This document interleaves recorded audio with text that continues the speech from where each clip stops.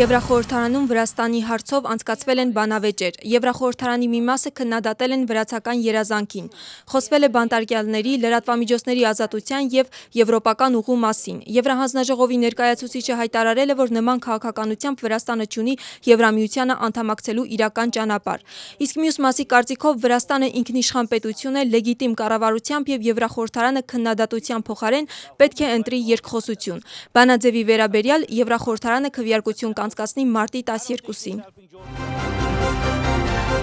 Կկայանա արդյոք երկխոսություն իշխանության և ընդդիմության միջև։ Քաղաքական կուսակցությունները գնահատում են ԵԱՀԿ խորհրդարանում վեհաժողովի հայտարարությունը։ Հայտարարության մեջ խստորեն դատապարտվում է պետական ինստիտուտների նկատմամբ բռնությունը, ինչպես նաև ընդգծվում է քաղաքական երկխոսության անհրաժեշտությունը։ Կուսակցությունների միջև երկխոսության բացակայությունը հաստատում է նաև իշխող թիմը։ Նրանց պարզաբանմամբ այս հարցում պատասխանատվությունը կրում է ընդդիմությունը։ Իսկ իշխանության ընդդիմախոսները հայտարարում են, որ երկխոսության համար որևէ տարածք չի լինի, մինչև չլուծվի հիմնական խնդիրը՝ արդար ընտրությունների և քաղբանտարկյալների հարցը։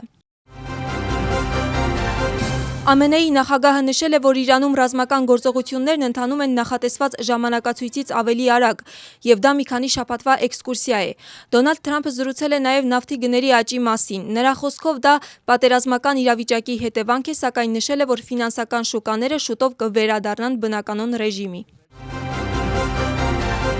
Մերձավոր Արևելքում իրավիճակը կրկին լարված է։ Իրանի կողմից աջակցվող լիբանանյան Հեզբոլլահ խմբավորումը հրթիռներ է արձակել Իսրայելի ուղղությամբ։ Ի պատասխան Իսրայելը Բեյրութի հարավային մասում սկսել է մասշտաբային օդային հարվածներ։ Իսրայելի պաշտպանության նախարարությունը հաստատում է, որ Իրանը և Հեզբոլլահը Իսրայելին հասցրել են համատեղ համակարգված հարված։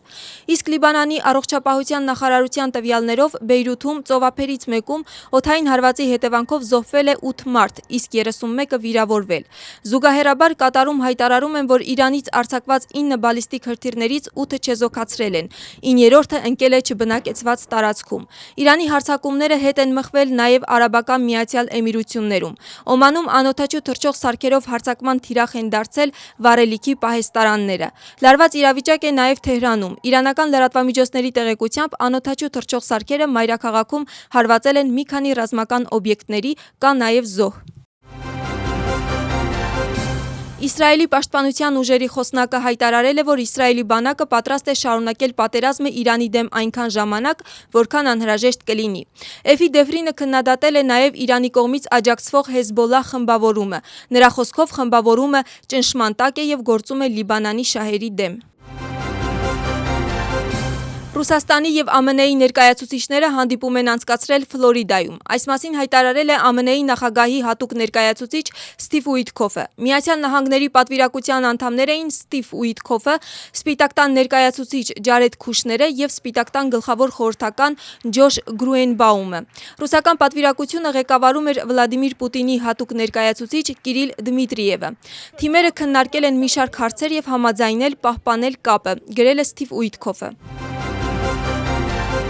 Ֆրանսիայի նախագահ Էմանուել Մակրոնի հայտարարությամբ մեծ յոթնյակի առաջնորդները համաձայնել են, որ Մերձավոր Արևելքում ընթացող հակամարտությունը հիմք չէ Ռուսաստանի դեմ սահմանված պատժամիջոցները հանելու համար։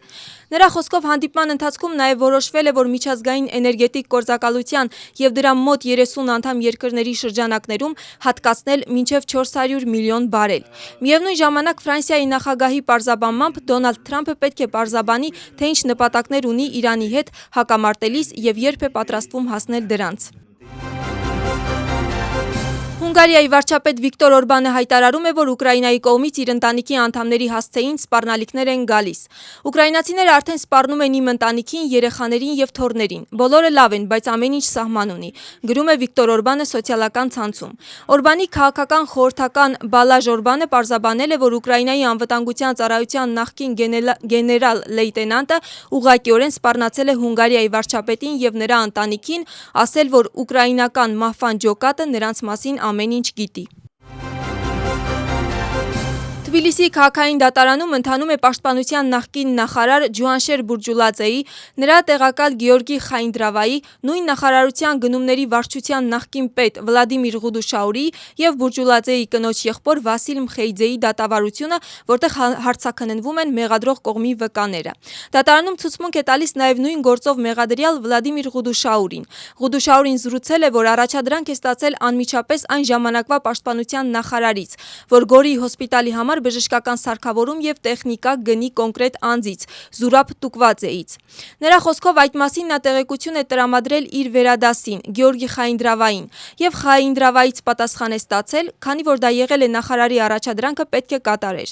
Ղուդուշաուրի խոսքով նա գիտակցում է իր հանցանքը եւ զղջում է կատարած արարքի համար։ Այսօրվա նիստին կհարցաքննվեն նաեւ մեղադրող կողմի կողմից ներկայացված եւս երկու վկաներ։ Հիշեցնենք, որ մեղադրյալը, որը այսօր դատարանում ցուցմունք է տվել, ազատ է արձակվել գրավի դիմաց։ Պետական մեղադրողը Ջուանշեր Բուրջուլաձեին մեղադրում է ծառայողական լիազորությունները չարաշահելու եւ ապօրինի եկամուտների լեգալացման մեջ, ինչին ուղեկցել է առանձնապես խոշոր չափերի եկամուտ ստանալը։ Հանցագործությունը նախատեսում է 9-ից 12 տարվա ժամկետով ազատազրկում։